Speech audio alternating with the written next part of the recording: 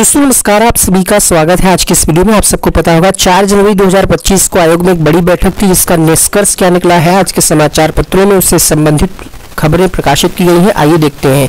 31 मार्च को रिक्त हो रहे पद जोड़कर शिक्षा चयन आयोग ने मांगे अध्याचन। यानी 31 मार्च तक जो भी पद खाली हो रहे हैं, रिटायर हो रहे हैं, उनको भी जोड़ा जाएगा और तब जाकर के अध्याचन मांगा जाएगा। इसके अलावा यहाँ पर आप देख सकते हैं शिक्षा सेवा चयन आयोग ने मार्च तक के रिक्त पदों का ब्यौरा मांगा है। ऐसी खबरें समाचार पत्रों में प्रकाशित की गई हैं। इसके अलावा शिक्षा मित्रों का मानदेय भी बढ़ेगा, उस पर हम अलग से वीडियो बनाएंगे। यहाँ पर उत्तर प्रदेश शिक्षा सेवा चयन आयोग ने प्राइमरी, माध्यमिक, उच्च शिक्षा में मार्च 2025 तक रिक्त होने जा रहे पदों का ब्यौरा संबंधित विभागों से मांगा है। शनिवार को आयोग परिसर में निदेशकों की बैठक में अध्याचन 1 सप्ताह में उपलब्ध कराने को कहा गया है। इस दौरान ऑनलाइन अध्याचन भेजने, संघ अर्हता व सेवा नियमावली के कारण भर्ती में आ रही बाधा को दूर करने पर भी विचार विमर्श किया गया। आयोग महाकुंभ के बाद नई शिक्षक भर्ती शुरू करने की तैयारी में है। आयोग के अध्यक्ष प्रोफेसर कीर्ति पांडे के नेतृत्व में बैठक के दौरान निदेशकों व उनके प्रतिनिधियों से कहा गया कि मार्च 2025 तक जो पद रिक्त हो चुके हैं या होने जा रहे हैं, इस संबंध में एक लेटर भी मैं आपको दिखाया था जो टीजीटी पीजीटी के पदों के लिए था। उसमें भी यही था कि मार्च तक के जो पद खाली हो रहे हैं, रिक्त हो रहे हैं, उनका ब्यौरा मांगा जा रहा है। साथ ही 1 सप्ताह में पोर्टल पर ऑनलाइन माध्यम से भेज दिया जाए। वहीं निदेशकों व उनके प्रतिनिधियों ने कहा कि आयोग के पोर्टल में संशोधन की जरूरत है, उसके बाद ही अध्याचन भेजा जा सकेगा। इसके साथ ही शिक्षा सेवा चयन आयोग ने कुछ नए विभागों में भी शिक्षक भर्ती कराने जा रहा है, जिसमें अटल आवासीय विद्यालय है, व्यावसायिक विद्यालय है, अल्पसंख्यक महाविद्यालय भी शामिल है। संबंधित विभागों ने इन विद्यालयों में व महाविद्यालयों की शिक्षकों की सेवा नियमावली भी तैयार कर रहा है, जिन्हें मंजूरी के लिए शासन के पास भेजा गया है। शासन से मंजूरी के बाद ही विभाग रिक्त पदों का अध्याचन आयोग को भेज सकेंगे। बैठक में अर्हता का मुद्दा भी उठा। टीजीटी पीजीटी भर्ती में कई विषयों की अर्हता पर विवाद है और उसमें संशोधन किया जाना है। तय किया गया है कि अर्हता को लेकर के किसी भी प्रकार का अगर विवाद है तो उसको तत्काल दूर कर लिया जाए, ताकि भर्ती समय से शुरू कराई जा सके। आयोग की ओर से कहा गया है कि सेवा नियमावली को शीघ्र मंजूरी व अर्हता स्पष्ट किए जाने को लेकर के आयोग भी शासन को पत्र भेजेगा।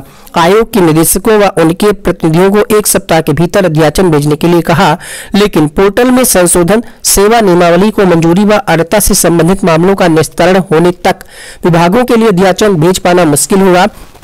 बैठक में कौन कौन से लोग थे, तो यहाँ पर उच्च शिक्षा निदेशक अमित भारद्वाज, सहायक उच्च शिक्षा निदेशक बीएल शर्मा, आयोग के सचिव शिवजी मालवीय, अपर निदेशक बेसिक कामता रामपाल समेत संयुक्त निदेशक माध्यमिक, अन्य संबंधित विभागों के प्रतिनिधि व आयोग के सदस्य मौजूद रहे।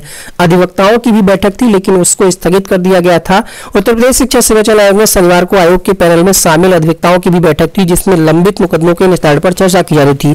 तकनीकी कारणों से स्थगित कर दी गई, जिसकी तिथि बाद में घोषित की जाएगी। आयोग के गठन से पहले उच्चतर शिक्षा सेवा आयोग व माध्यमिक शिक्षा सेवा चयन बोर्ड के सैकड़ों मुकदमे कोर्ट में लंबित थे। आयोग में उच्चतर शिक्षा सेवा चयन आयोग व चयन बोर्ड का विलय होने के बाद लंबित मुकदमों के निस्तारण की जिम्मेदारी अब आयोग के पास आ गई है।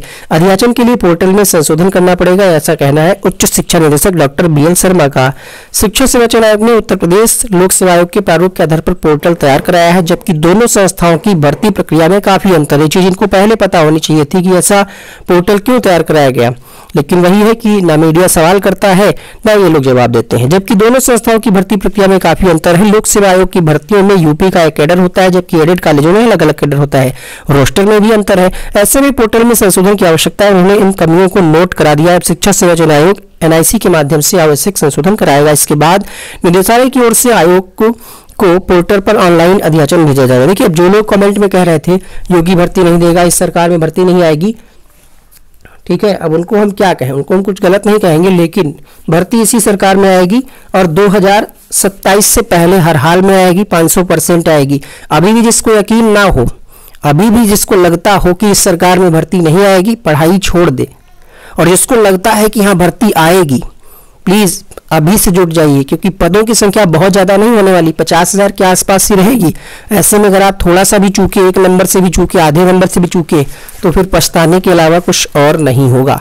ठीक है, तो इस वीडियो में इतना ही। मिलते हैं नेक्स्ट वीडियो में नई अपडेट के साथ।